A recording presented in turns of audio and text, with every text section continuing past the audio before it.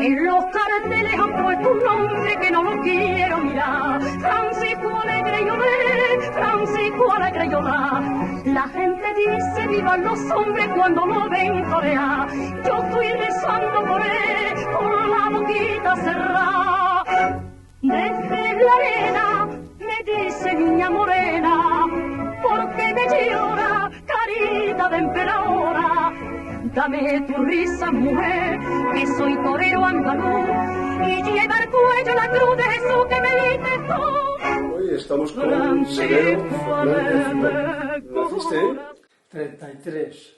En el 33, 21 de febrero del 83. El 21 de febrero. ¿Tus padres? Carlos Fernández, Consuelo Gómez. Te casaste en 1960.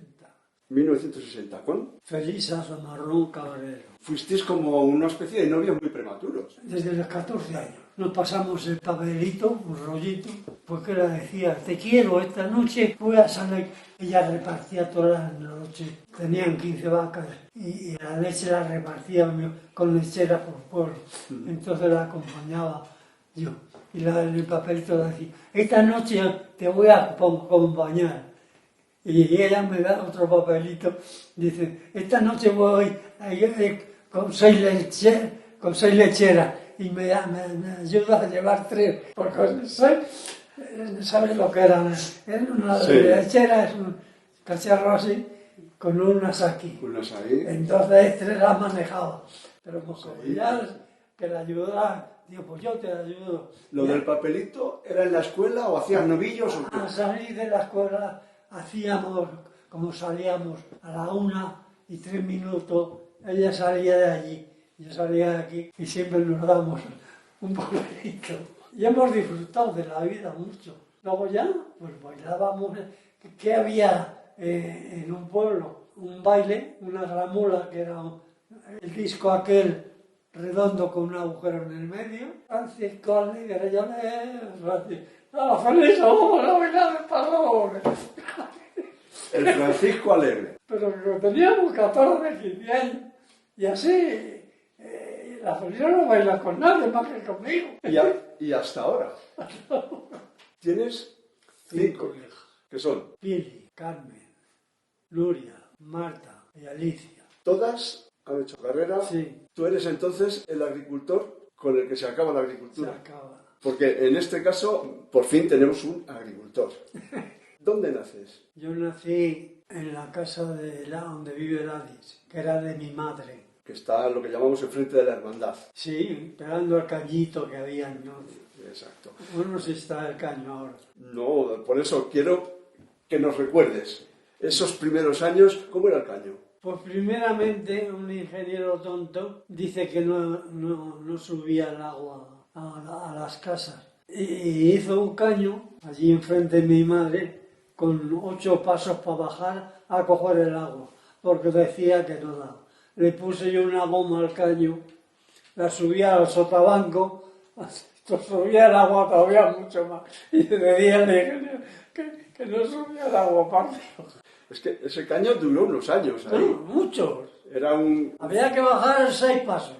Exactamente. Pues había que bajar porque según él no daba a la altura. Pues yo le demostré luego ya que se hizo todo, le até con las cuerdas en el caño, le subí por una ventana al sotabanco, digo, sube aquí. Digo, mira si sube el agua.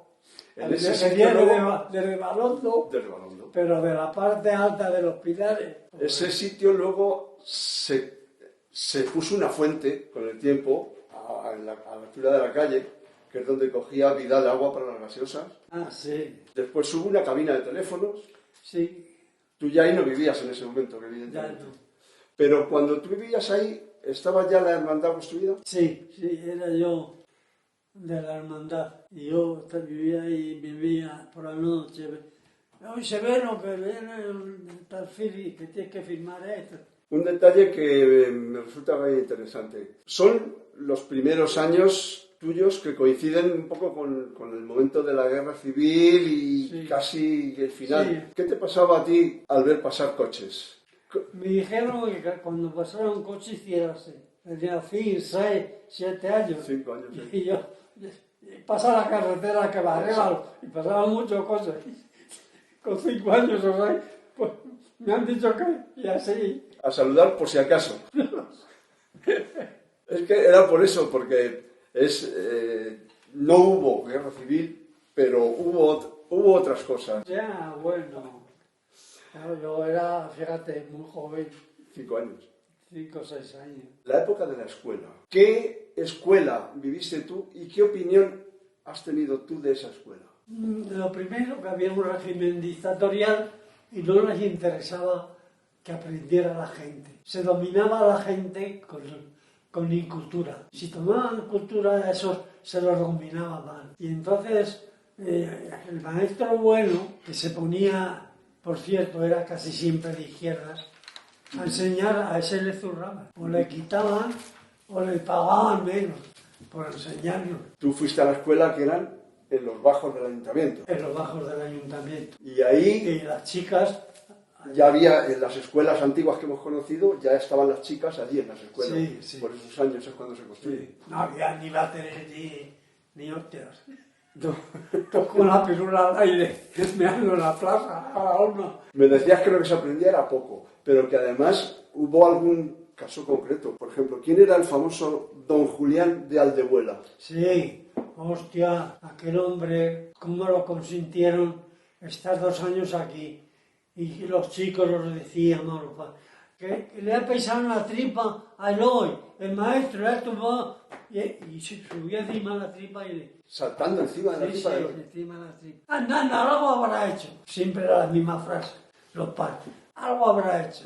No había hecho nada, el pobrecito. Don Julián ese estuvo 1 año y medio, tenía tuberculosis, a las escuelas, no es la palabra cerrarlas, bueno, que las cerraron y las pusieron con... Para evitar contagio. Claro, tenía contagio, todos los chicos con él, y más las hostias que nos pegaban, pero las hostias limpias.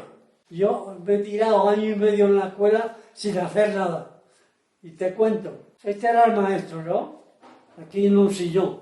No sacaba las piernas por aquí, sacaba las piernas por aquí. Y era una correa así de gorda, así de ancha. Y la tía había hecho un nudo, y estaba así.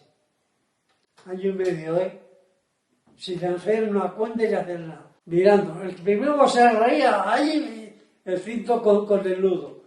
Y nos lo decíamos nuestros padres. Y nuestros padres, algo habrás hecho, siempre te contestaban lo mismo. Que luego ese hombre acabó tuberculosis y tratado de psiquiatría, porque estaba loco. Había una academia en la que tú tuviste bastante que ver, ¿no? Por las tardes, por la noche. No, por la noche, bien de noche. Los chicos ya íbamos a orar y eso, cenábamos y íbamos a la academia.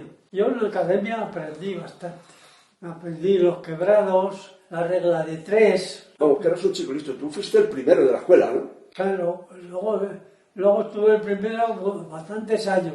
Pero los maestros, como estaban haciendo posiciones, se iban y me dejaban a mí con los chavales. Ha habido chavales que me han dado las gracias cuando han sido hombres. Porque la mitad, pues al recreo ya no entraban. Te ejerciste de maestro. Y me dejaron de maestro mientras ellos hacían las oposiciones y daba yo las clases. Apuntaba un poco más. Y a mí Julio el albañil, ese tatalte, Juanito el albañil, me han dado las gracias, ya han pasado 30 años o 40, 16 que los ha enseñado la regla de 3, nos han enseñado los quebrados para manejarse, que luego cuando fue un gran albañil, pues todas las matemáticas le vinieron bien y me dio las gracias. Entonces en la escuela éramos chicos así. Sí. Y lo primero que hacías, el maestro no estaba. Entraba el maestro, todos con la mano arriba, lo primero, antes de la clase poca hostia. No llegaron ningún maestro a enseñar los quebrados, ni nada de eso. El maestro entraba en la escuela, el maestro bueno era el que no enseñaba. Las dictaduras son así. Si yo daba cultura, se hacían más rebeldes. En la época de la escuela hay un proyecto que es plantar unos arbolitos. ¿Tenías cuántos años? El mío me comió el primero. Tú entras en la Alameda. Pero tenías 8 años. Había un caza ahí.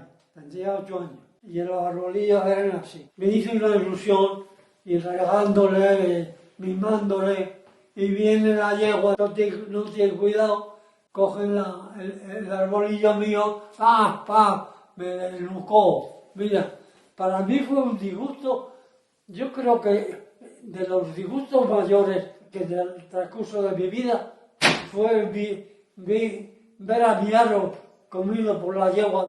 Fue cuando se plantó la alameda. Sí, cada uno nos dieron eso, nos hicimos nuestro boche y lo cuidamos mucho. En el recreo, no sé dónde cogíamos el agua, si había agua allí en una masa. Y con el cubo cada uno a regar. Y le tenía yo el árbol con una ilusión y viene la yegua, me le dejó el tronco. Sería el año 41, bueno, 8 años. Podría ser entre el 41 y el 45. Entonces el chico no se le cuidaba. En todas las casas había 6 o 8 chicos. Mi Eusebio 8, mi casa 6. Tío Lorenzo, tu abuelo, con muchos. También. 8, se le murieron luego 2. Se morían muchísimo. Mi madre, los 2 primeros, dice que se habían muerto. 3 se habían muerto. Todavía quedamos 6. Bueno, luego te has tenido 5, todo chicas, pero 5. Sí. A los 5 años te mudas ya porque muere el abuelo Pilar. Sí, pero allí estuve hasta los 10 años por lo menos. Muere el abuelo Pilar y os vais... Y nos pasa el negocio ese a mi padre, a mi madre. Que era la Casa del Carmen, conocida. La casa, y sigue siendo la Casa del Carmen. La Plaza del Carmen se llama porque estos eran unos frailes carmelitas que renacían de Santa María. Y ahí, lo que cogéis, ¿qué negocio es? Cuando lo cogimos, pues era un salón de baile muy grande, en el segundo piso, y 2 casinos. Era muy grande aquello. Y la cocina y 4 habitaciones para dormir, la familia. Porque abajo era la cantina, y donde ya mis abuelos pasaron los últimos años de su vida. Pegando a la cantina había 3 habitaciones, debajo del baile que había, y ahí vivieron mis padres y mis abuelos hasta el último. Que es el famoso baile del tío Pilar, que decía. El abuelo Pilar. Y luego yo lo he conocido bastante. ¿Ahí has estado tú? Sí. Trabajando de camarero y de chico para todo. Sí. De los casinos. Uno era de socios que pagaban y tenían derecho a una estufa. Los teníamos que dar calor y una cafetera. No estas cafeteras. Era una cafetera con un mango así grande, con un pico así. Y mi madre tenía una lumbre baja. Y todo esto era una chapa de hierro así de gorda. Entonces servía un café, lo dejaba en la placa esa de hierro que había estado encendido y no perdía en toda la noche el calor. Ese era el de los socios abonados. Abonado. ¿El otro? El otro podía entrar quien quisiera. Y teníamos una mesa de billar que cuánto lo siento.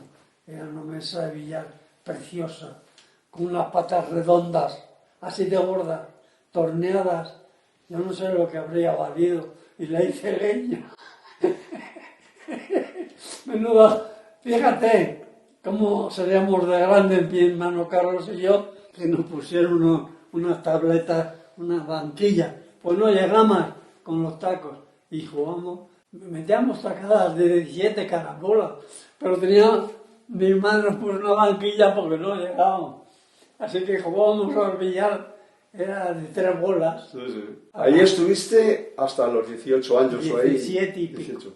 Que además de chico del camarero, porque ¿quién llevaba realmente el negocio? Creo que era tu hermana mayor. Eran mis hermanas. Es que mis hermanas me llevan a mí 10, 14 años, la Emilia. Y la Pilar 10. Y la Julia pues 8. Y luego éramos los 3 chicos. Vidal, Carlos y yo. Y en ese momento, además de estar allí echando una mano de lo que hiciera falta, luego estaba el campo. Y claro, llevábamos la agricultura. El que más lo llevaba a la agricultura era Carlos, el del medio, que era, 2 años mayor que yo. Y ese le gustaba la agricultura, era buena agricultor. Es en los concursos ¿Sabes lo que era dar caches? Coger un arao, 500 metros, 300 metros, el que le diera más recto, mi hermano se ganaba todos los premios. Había en el sendero La Garroba, se hacía, porque había 500 metros planos. Tenía que salir de aquí, coger un hito allá, y el que saliera más derecho... 6 campeonatos. Y ese lo ganaba mi hermano Carlos todo. Estamos hablando con una persona que sois una familia con labranza... Sí, media. Media grande, erais, Sí. digamos, lo que se podía decir incluso casi de los ricos del pueblo. Sí, mis abuelos eran los ricos del pueblo. Mis abuelos tenían casi 40 hectáreas de viñedo. El abuelo Pilar, bueno, toda la gente quería ir a vendimiar para el tío Pilar, Claro. y cogía 15 vendimiadores y vendimiadoras. Y una cosa interesante que es cómo la Casa del Carmen era propiedad de la familia. Cuando la desamortización, todo pertenecía a unos frailes, A los que a su carmelitas. vez los mandamás estaban en Santa María. Mi bisabuelo era muy listo, era maestro, El padre de Teopilar. y se quedó con esas casas, lo compró todo. Era maestro, era prestamista también, entonces no había banco.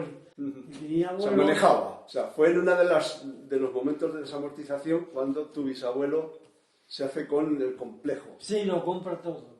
Perfecto. A unos de Santa María, a unos frailes de Santa María. ¿Tú no has conocido el salón de baile? No, yo lo conocí ya con Antonino y la Carmen. No, había un salón de baile que tenía, te voy a decir, 150 metros cuadrados en la segunda planta. Que ocupaba lo que ahora es la casa de Porfirio incluida. Sí, y todo. Y la Caixa. Y hasta una carretera que era una cochera también estaba ahí metido. Es que eran los dos casinos y el baile era muchos metros. En esos años en los que estoy, me comentaste, es cuando se hace el puente de hierro. Sí, fuimos a verlo cuando dijeron que iban a correr en el puente de hierro. Yo era un chaval y me llevaron y yo decía, pues si no, está quieto. Pero sí, le corrieron. Era cómo construyeron el puente de hierro. Sí, venían a cenar y a comer en casa de mi abuela porque nos daba comidas y estuvieron mucho tiempo haciendo el puente de hierro.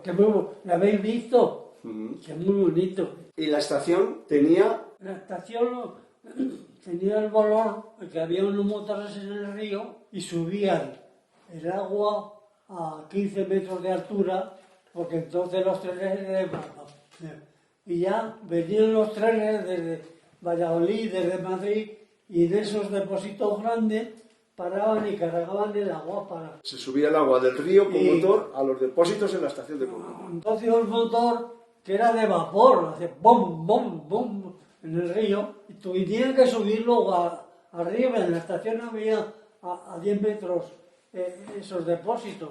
Tú no lo has conocido. No. Yo sí. Pero había un personaje, un tal Ángel. Ángel. Uy, ¿Quién era Ángel? Angelito, era muy bueno, era buenísimo. Abusaba todo el mundo de él. Pero él sacaba su fruto, porque le daban tanto gasoil para alimentar a un motor que había en el río, para que subiera para arriba. Y luego nos vendía el gasoil a 20 céntimos más barato. O sea, que hacía chapero. Angelito, él hacía negocio, pero era un buen muchacho. Es un momento de la Él historia, tenía ¿no? esa ocasión El momento del y la extranjero. aprovechó. Pero ahora era una gran persona.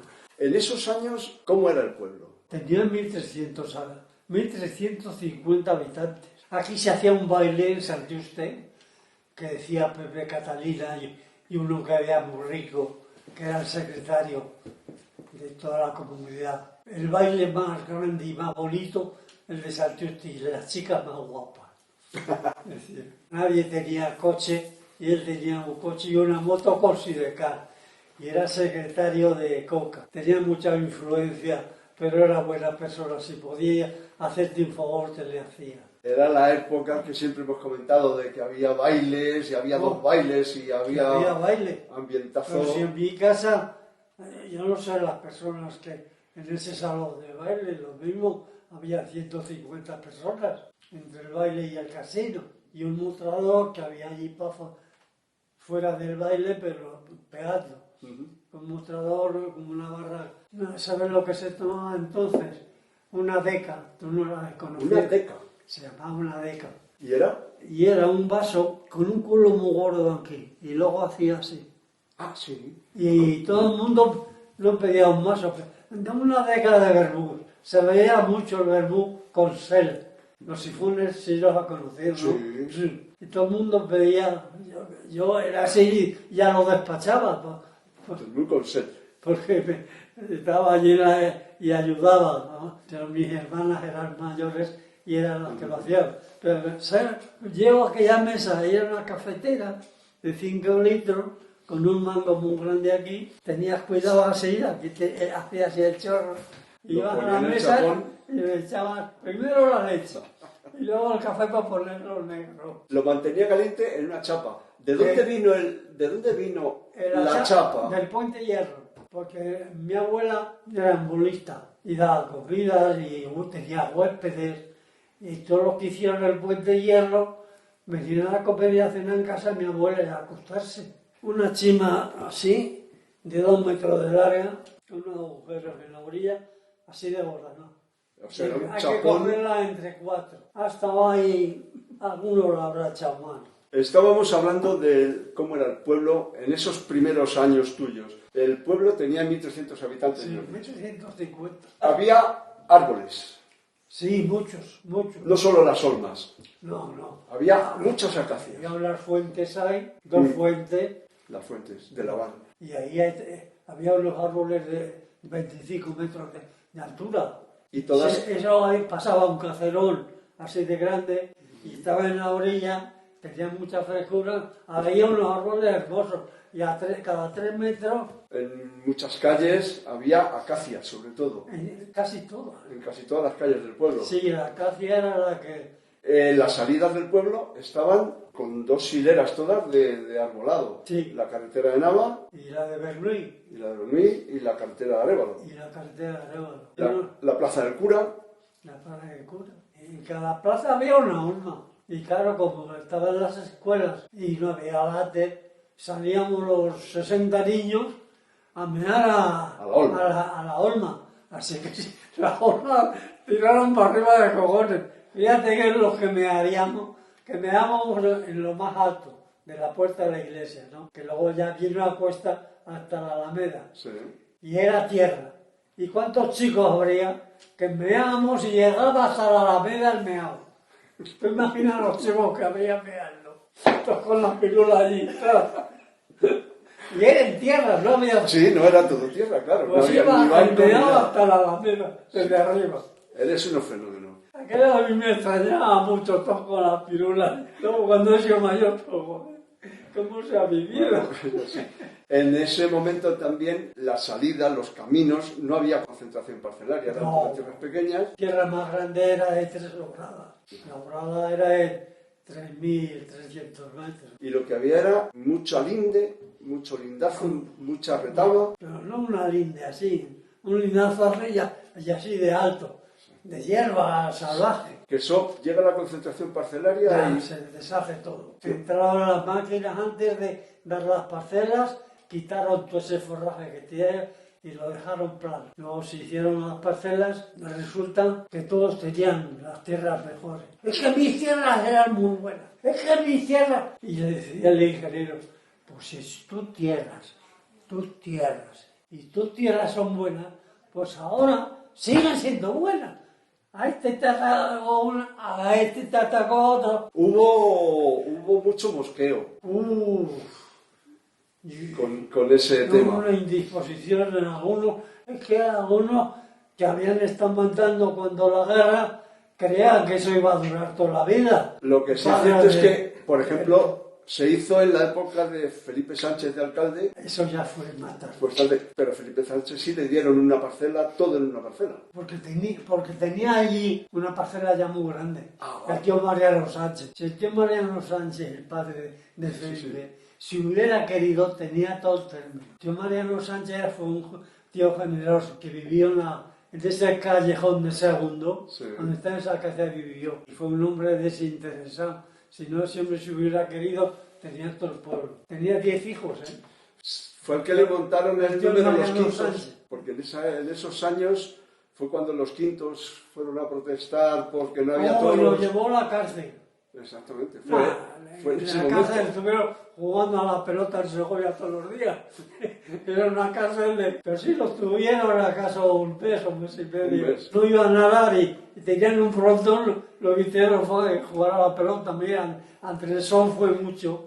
Y algunos de ellos que luego han jugado a la pelota muy Mucho, bien. mucho. Pues porque no tenían... En la cárcel era el juego pelota ya. Y estaban todo el día jugando a la pelota. Y se ven los jugadores buenos. Esas historias me las contaba mi Bautista en los frailes, que también estuvo. Andrés Sol era el que jugaba mejor. Sí. Con la derecha y con la izquierda. Pero las pegaba igual. El cambio este significa luego después que aparece el regadío. Al mismo tiempo de la parcelación, Tardó en venir el regadío. Porque había el regadío que había. Era pasar los mojuelos del camino Coca a la derecha. Pozos hechos a mano. Y luego, como hacían en la cárcel, ¿sabes lo que era la cárcel? Un palo gordo aquí, un cuadrilátero y otro encima, para que se vayan a sujetar el agua por los cojones. Se iban entre uno y otro y se iban donde querían. Pero bueno, sujetaba un poco el agua para que desde arriba, a 2 metros y pico, llegaba el agua. Casi hacía así y lo cogíamos. y se hizo muchísima conducción con arquetas. Se llenó el regadío de arquetas y después de Sí. las arquetas vino la lluvia y ha habido todo un... En ese cambio tú has pasado de hablar con bueyes, supongo. Sí, uy, con bueyes. Había más bueyes que mulas. Exacto. En mi casa había mulas y bueyes. Que desaparecieron poco a poco y se fueron quedando las mulas. Decía Bob en los primeros tractores que llegaron que cómo vamos a aricarlas. Aricar era, como era un cerro, pues en el bajo, iban Sí. las mulas por aquí, era un arao, un dental así, con 2 orejeras de 20 centímetros. Iban quitando toda la hierba. La hierba. Era como un raspar por el... Sí. Mi hermano era un artista para cachar. Cachar, ¿sabes lo que era? Para empezar una tierra, Marcar el- hay que pasar por un cerro. Y ahí tenía la tierra a 300 metros y sacaba perfecto. Y luego ya por aquí, hasta que llegaba Y ese marcar el primer surco era cachar. a cachar. Has pasado entonces los bueyes, mulas, luego llega el tractor. ¿Cuándo compras el primer tractor? Le compramos entre 3, mi hermano y yo y Julián Rincón. Un tractor y pequeño, de 45 caballos, un Renault. Pero ya aquello era un lujo. Coger un remolque con 3.000 kilos y llevarlo al Servicio Nacional del Trigo. Eso ya era un adelanto. De esas cosas quería hablar ahora contigo ya. Estamos hablando de cómo cambia el paisaje y también cómo cambiáis vosotros. Por ejemplo, tú has llegado a vestir abarcas, peales, Pero yo no llego a ponérmelas.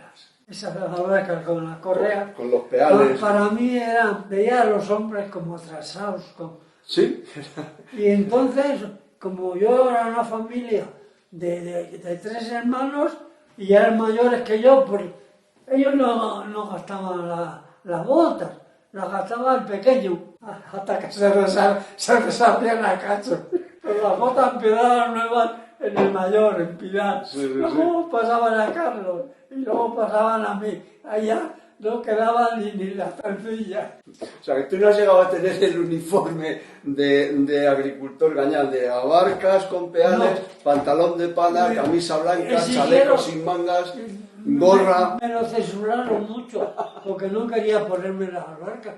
Pero compañeros, hasta mi hermano, tú aguante, que no me pongo todo el calzado de las botas viejas, las llegué a coser con una aguja porque ya estaban dentro.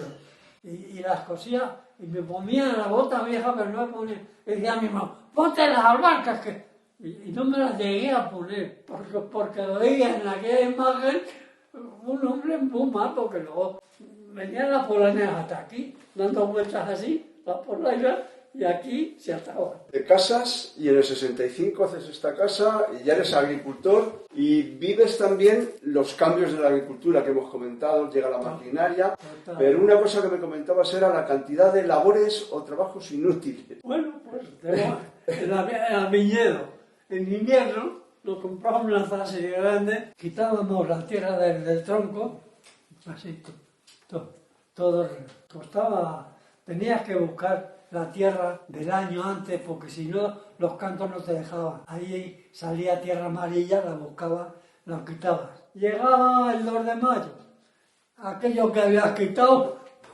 pues no, ni hacía falta quitarlo, ni hacía falta volver. Pues así 200, 500 años, lo he visto yo acabarse. Había otro laboreo que no es que fuera inútil, es que era, claro, había mucho majuelo que no estaba alineado. Más que los alineados. ¿Cómo se araba? Con las mulas o los bueyes saltando, rompían una orejera porque pegaba, pues ponías otra.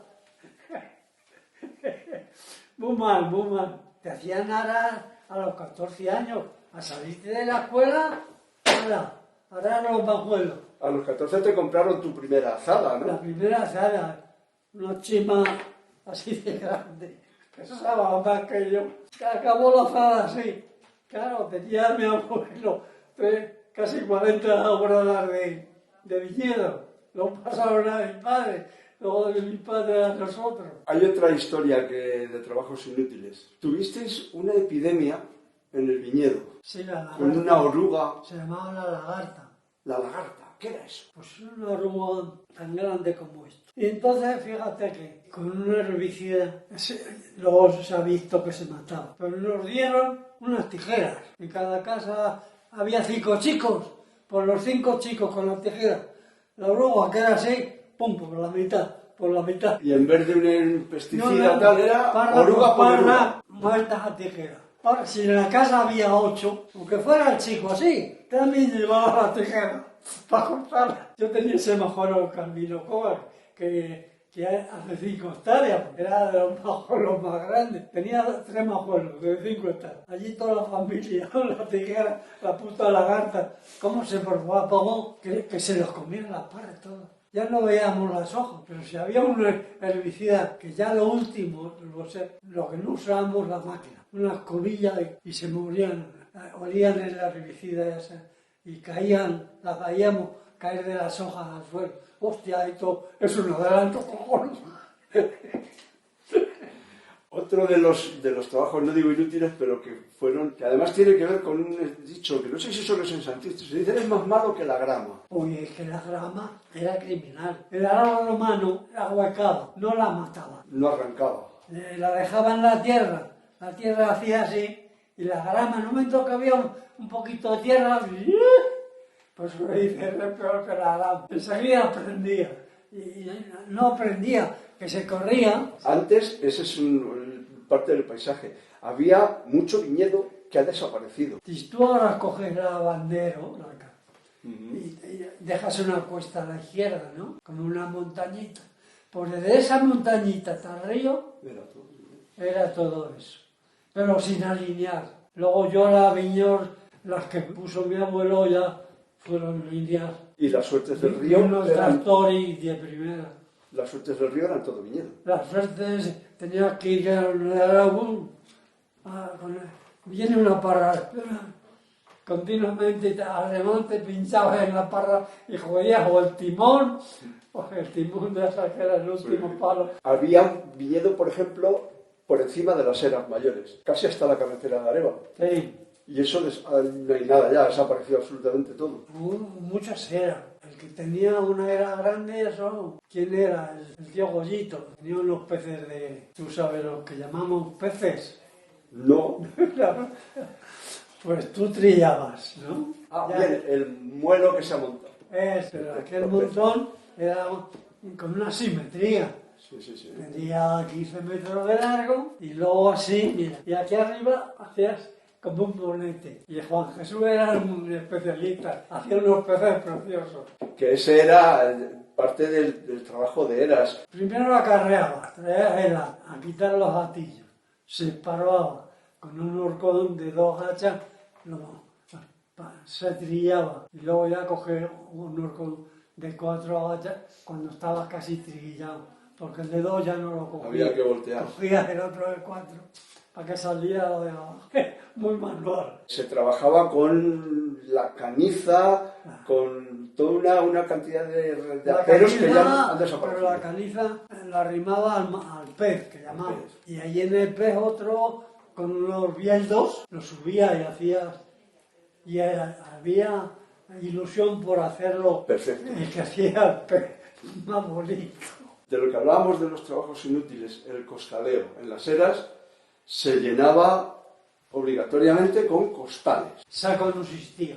Que si eran de trigo se te podía poner 92, sí. 93 kilos. Había un chico de Moraleja con 90 kilos aquí, en los hilos ya que había miles y miles de kilos, se pasaba con el costal aquí con 90 kilos y estaba hasta el techo esto, así, un chico, le llamamos el de la berroa, porque tenía una berroa, pero tenía unos cojones, echarse un costal de 90 kilos y pasearse. Aquí igual, yo veía costalear y cuando la gente se dio cuenta de que se podía hacer con un saco de 65 kilos en vez de 92, se consideraba que era...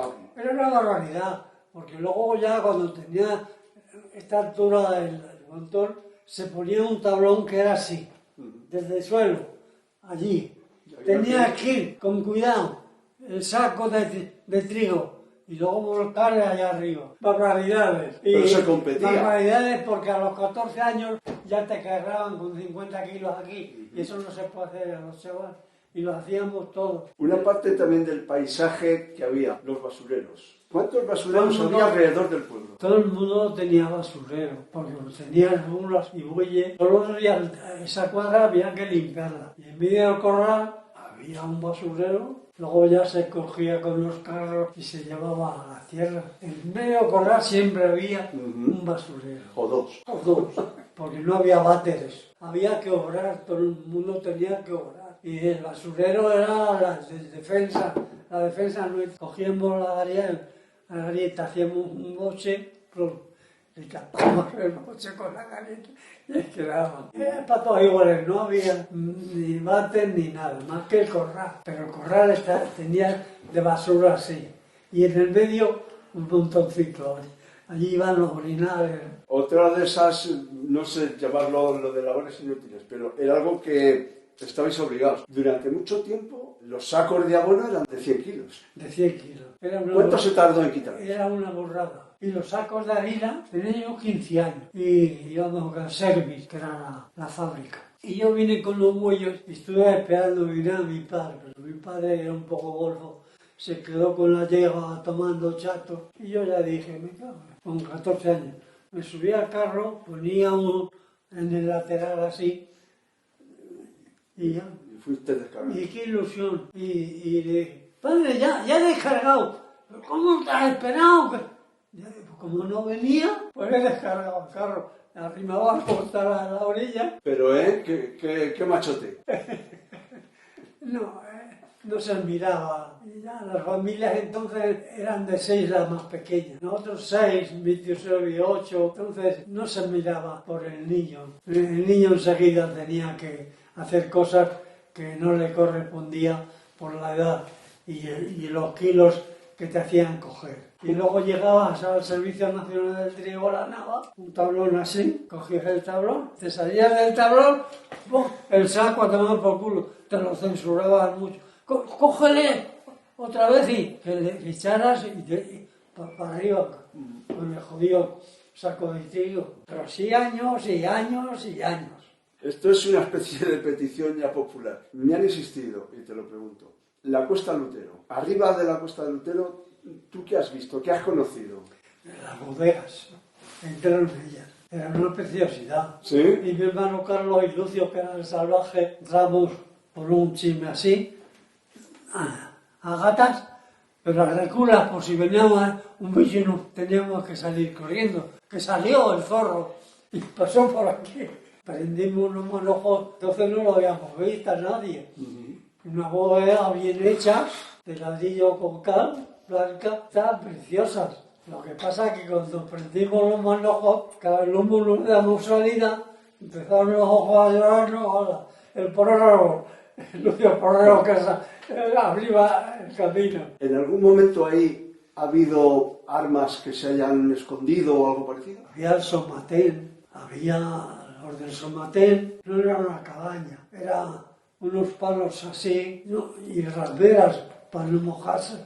Pero en esa misma zona de la Sí, bodega. eso lo he conocido. Allí se llamaba el Somatén y hacía guardia 3 vecinos del pueblo con 3 escopetas. Pero eso sería en el momento de la guerra o... Se llamaba Somatén. Sí, el Somatén. Mi padre tenía una escopeta y cuando le tocaba esa noche pues iba con la escopeta. ¿Sabes dónde estaba? Se iba entrando por la carretera al lado, aquí a la derecha, que ya no, eso se ha hundido. Ah, sí, donde vivieron los 2 hermanos un poco antes de Andresón. Sí. Pero ahí es donde tenían la cabaña esa o en la Cuesta Lutero. No, aquí Era aquí. hacía frío, hacía calor, cuando llovía se mojaban, ahí han aguantado Pedro, Alfonso Pedro y Alfonso. y anteriormente era otra generación. Pero ese Somatén, ¿qué función tenía? El Somatén Era para... era dentro del régimen de la dictadura, mantenía la dictadura. Si eras de Somatén, tenías derecho a una escopeta. La escopeta la tenía mi padre. 4 o 5. De determinada clase para arriba, todo con escopeta. De determinada clase para abajo, un tirachina. Ha sido casi siempre igual, han pagado siempre lo mismo. ¿Cuándo dejaste la nobleza? ¿Te jubilaste con la edad de los 65 o aguantaste más? O... Yo creo que fui de los que dije al rapaterrón, fuera. ¿Ya habías visto todo lo que había que ver? Sí. Yo ya tenía unas perrillas, ya había las cajas de ahorros cuando yo me jubilé. Y tenía unos ahorros allí y salía a flote con la hucha aquella, la caja de ahorros. Primero nos ayudó mucho la caja de ahorros. Vinieron a mi casa, cuando hice esta casa, esto era un terreno. Ya ves que hay 5 dormitorios. Pues vino el de la caja que no había caja. Le mandaban a la semana a uno de la Nava en casa de la Lidia. Y la Lidia tenía alquilada una habitación y ya íbamos a tomar contacto allí. Si teníamos hucha, a dejar el dinero. Y si teníamos que comprar una tierra o 2, pues íbamos allí y nos prestaban. O sea que para hacer la casa contaste con la caja. ¿O lo pagaste? Pues verdad. El director de la caja todos los días. Severo, no te quedes corto. Cuando empecé esta casa. No te quedes corto. El dinero lo necesites, ven a nosotros. Bueno saberlo. Pero no tuve que ver a casa que he sido con un proyecto. Entonces se decía, puedes hacer una casa. Pablo, oye Pablo, hazme una casa. ¿Cuántos huecos? No te decían habitación. ¿Cuántos huecos?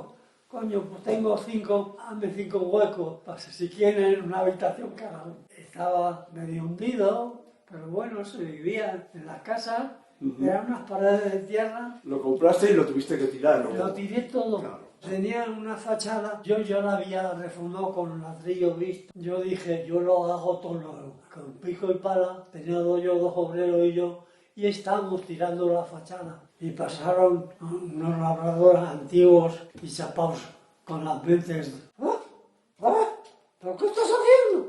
¿Qué estás haciendo? Digo, porque quiero hacer una casa nueva. Si esto está nuevo, mira qué ladrillo. Y 2 obreros y yo, pim, lo decidimos todo.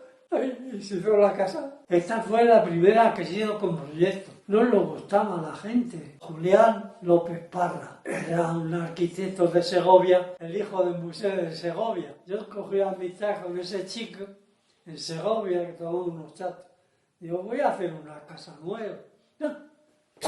Te hago yo el proyecto. No me han hecho proyectos, ninguna casa en Santiuste. Y digo, ¿qué es eso? Te voy a cobrar poco dinero. ¿Cuántos huecos quieres? ¿Cuántas habitaciones? Quiero tanto, quiero una cocina, una galería. Me lo hizo así, pero casi no te dejaban hacerlo.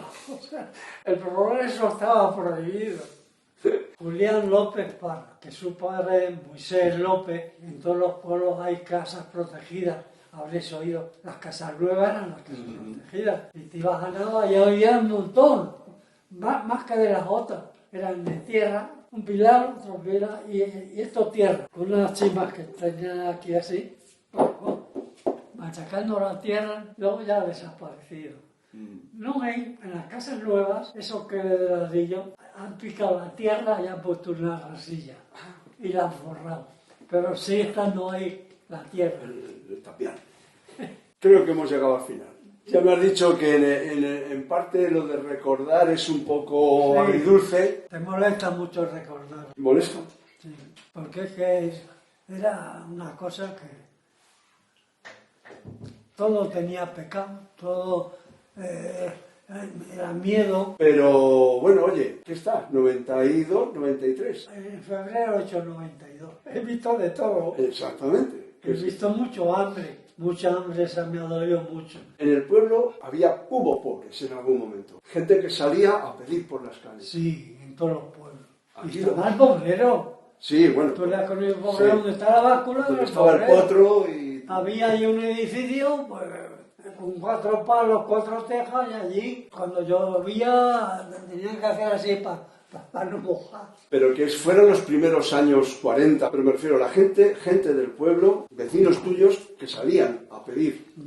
Pero mucho. Pedían aquí y pedían en la fuente. En la fuente. También. Que decían, Ave María. Y contestaba desde dentro, Dios te ampare. Otras veces cogía un cacho pan y un cacho morcilla y se lo daba. Pues si tenía 9 chicos, ¿qué iba a hacer el hombre? Y no había pan. ¿Qué tenían que hacer los chicos? Iban a la fuente, iban a pedir y traían unos cachillos de pan así. ¿Estaba duro? Pues a mojarlo, para comerlo. Pero así años y años. Duró años. Se pegaban en el pato siempre los mismos. Pues hasta aquí.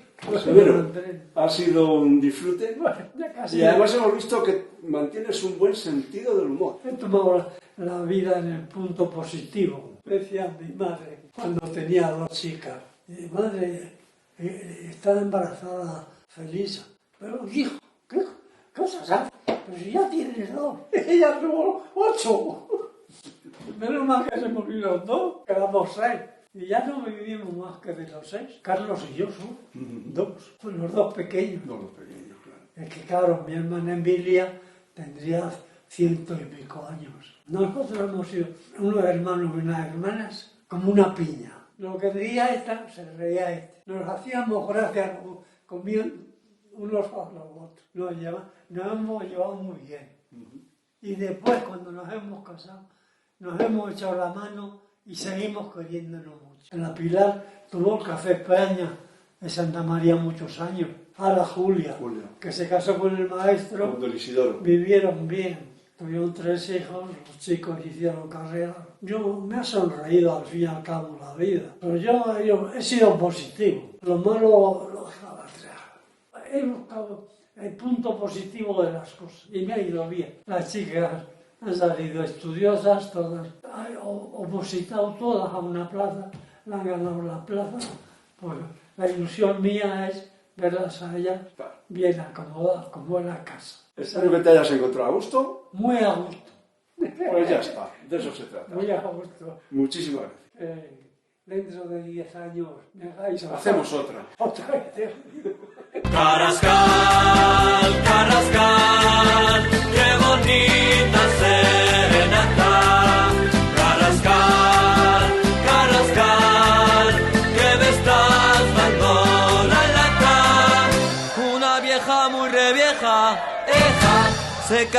se casó, con un viejo seco, y se secaron los dos. Carrascal, Carrascal, qué bonita serenata. Carrascal, Carrascal, que me estás dando la lata. Cuando era pequeñito, me lavaban el culito, y ahora que soy mayorcito, me lo lavo yo solito.